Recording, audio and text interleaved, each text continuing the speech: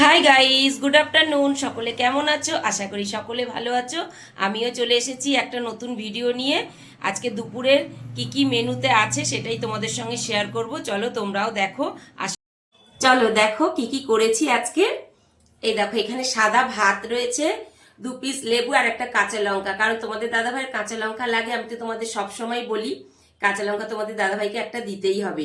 সাদা ভাত রয়েছে, আর সাথে রয়েছে দেখো এখানে টকের ডাল করেছি, ডাল রয়েছে।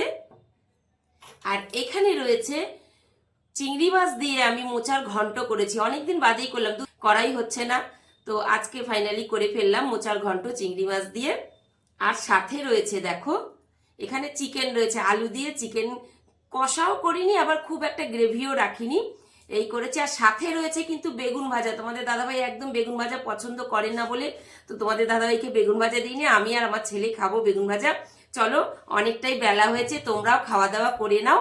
সবাই ভালো থাকো, সুস্থ থাকো। আমি আবার একটা নতুন ভিডিও নিয়ে চলে আসবো তোমাদের সামনে। আজকের মতন এইটুকুনি থাক।